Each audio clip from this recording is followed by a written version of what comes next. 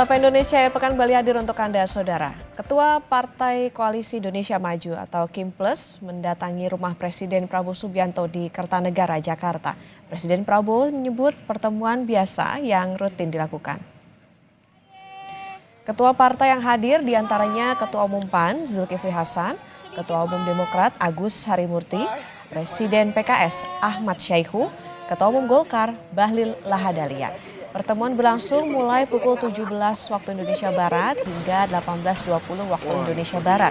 Presiden menyebut isi pertemuan biasa yang rutin dilakukan. Kali ini salah satunya membahas rangkaian libur Natal dan Tahun Baru 2025. Pak, sedikit Pak. Pak Bahlil. Pertemuan kan sudah berapa saat saya keliling ya kan, pergi ke luar negeri, udah berapa minggu. Biasanya kita seminggu sekali pasti ketemu. Jadi ini dalam rangka ya menghadapi libur dan sebagainya. Sabtu malam, para Ketua Umum Partai Koalisi Indonesia Maju atau Kim Plus mendatangi kediaman rumah Presiden Prabowo Subianto di Jalan Kertanegara.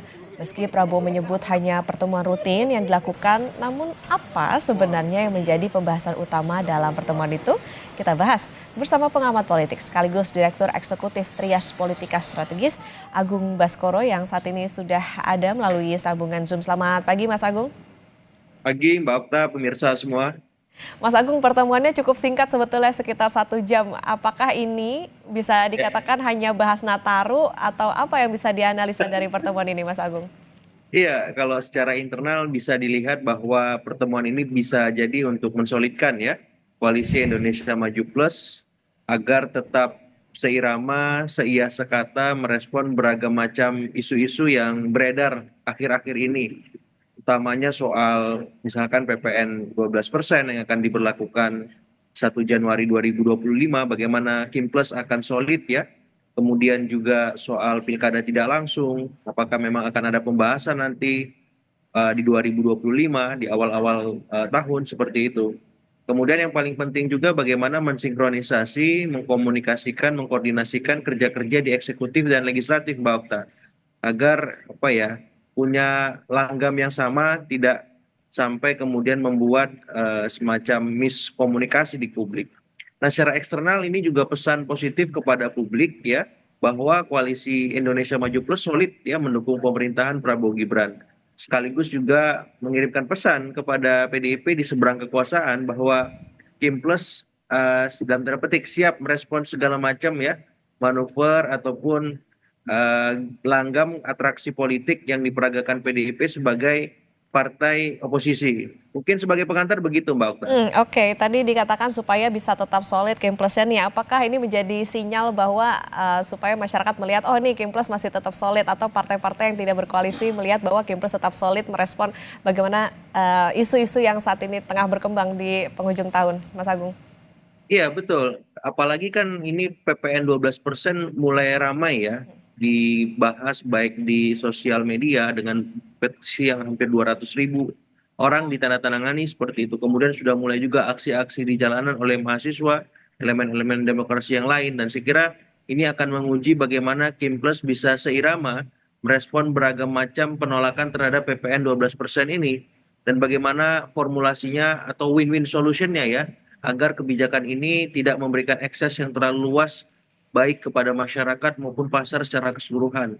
Karena kalau Koalisi Indonesia Maju Plus ini tidak diuji, kita tidak tahu ya seberapa solid mereka mendukung ataupun membackup pemerintahan Prabowo Gibran. Dan di titik-titik krusial semacam ini ya, sebagaimana kita lihat di masa-masa sebelumnya, ya seringkali koalisi gemuk itu ketika berhadapan dengan aspirasi publik yang masif ya, yang telah viral, itu akhirnya kembali pada titik normalisasi ya. Mereka akan mencari selamat dan berupaya menguatkan posisi tawar mereka sebagai partai agar tidak habis ya insentif elektoralnya karena berlawanan dengan aspirasi itu. Dan saya kira mungkin ini akan menjadi ujian pertama bagi Koalisi Indonesia Maju Plus ketika memang tetap ya memberlakukan PPN 12% ya tanpa ada skema untuk menunda atau membatalkan dengan Perpu Mbak Okta begitu. Oke, berarti memang ini menjadi salah satu tantangannya Kimplos bahwa ya tadi Prabowo bilang ada pertemuan rutin, artinya harus rutin bertemu, harus rutin lagi-lagi memastikan bahwa semuanya solid, satu suara dalam merespon isu-isu yang ada. Mas Agung tadi menarik soal bagaimana sinyal manuver untuk PDIP. Apa sih sebetulnya yang bisa dikatakan, bisa dilihat ini disiapkan begitu untuk menjadi manuver ke PDIP? Apa untuk hal apa itu? Ya, setelah penetapan Pak Hasto sebagai tersangka oleh KPK, kemudian direspon ya ada semacam reaksi balasan dari Pak Hasto untuk menyiapkan belasan video-video yang katanya bisa menggemparkan jagat politik nasional karena akan mengungkap banyak kasus-kasus elit-elit politik kita, baik yang masih menjabat maupun yang sudah tidak menjabat. Nah, saya tengarai yang masih menjabat ini bisa jadi yang sekarang duduk di kabinet. Dan yang tidak menjabat ini ya sedikit banyak akan banyak irisannya dengan keluarga Solo ya, Mbak Okta. Jadi 2025 yang kita prediksi akan adem ayem pasca pilkada, ternyata akan sangat semarak bahkan lebih panas dari tahun-tahun sebelumnya. Karena bila video ini diluncurkan dan isinya benar-benar mengungkap banyak keterlibatan ya aktor-aktor politik nasional di panggung strategis politik kita, maka ini akan sedikit banyak memberikan suasana yang apa ya, yang ya mungkin bisa membuat banyak yang gerah ya, panas, kemudian politik kita akan begitu riuh seperti itu. Dan ini kalau tidak hati-hati dikelola bisa membuat stabilitas politik kita bisa terganggu seperti itu. Dan di sisi lain memang demokrasi ya semacam ini, riuh, ribut ya, bising seperti itu, tapi juga bisa menyehatkan demokrasi kita, check and balances bisa berjalan dengan baik, dan publik di satu sisi bisa juga turut tercerdaskan. Oke, 2025 makin panas. Jadi kira-kira Mas Agung apa yang akan dilakukan Kimplos nih di 2025? Ya, saya kira paling penting ya bagaimana merespon segala suatu hal secara proporsional, profesional ya.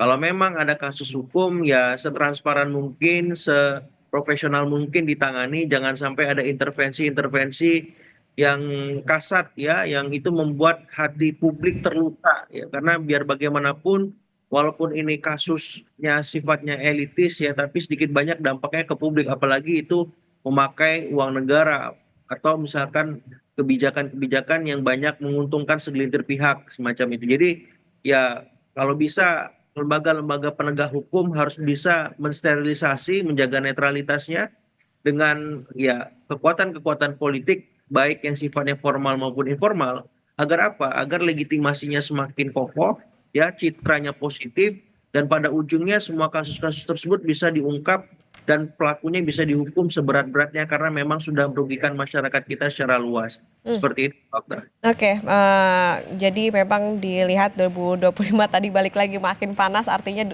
Kimplos juga harus dipastikan tetap solid. Mas Agung, pertempuran elit ini bisa dikatakan akan mempengaruhi seberapa besar sih ke pemerintahan Prabowo Gibran ke depan sampai harus ada pertemuan rutin ini gitu? Ya, kalau misalkan ya kalau basisnya video itu memang punya fakta, data-data yang solid dan itu benar-benar bisa apa ya dirasionalisasi oleh publik, saya kira ini bisa mengganggu soliditas di Kimplos. Karena biar bagaimanapun tidak ada yang mau ya, khususnya pemerintahan Prabowo Gibran mendapat noda ataupun nokta hitam di jelang 100 hari pemerintahannya. Ya, apalagi Pak Prabowo. Jadi dalam konteks ini beliau akan bertindak sebagai wasit untuk memantau, ya memonitoring ataupun mengevaluasi jalannya pertandingan yang sedang berlangsung supaya ya bisa memberikan dalam tanda petik hiburan atraktif kepada masyarakat yang saya bilang mencerdaskan itu. Tapi kalau sudah sampai pada tataran yang destruktif, mengganggu jalannya pemerintahan dan stabilitas, maka beliau sebagai wasit harus melakukan atau menghentikan pertandingan ini, ya mengirimkan pasukan pengamanan supaya semuanya kembali tertib, terukur, teratur, dan jangan sampai membuat ya gonjang-ganjing politik ekonomi yang tidak perlu, Mbak Okta, seperti itu.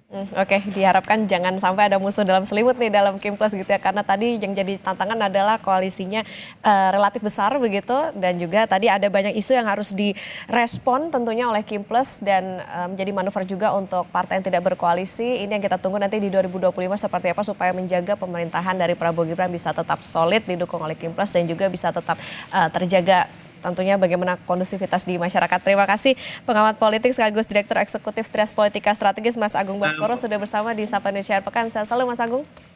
Dan saya juga, Mbak Okta.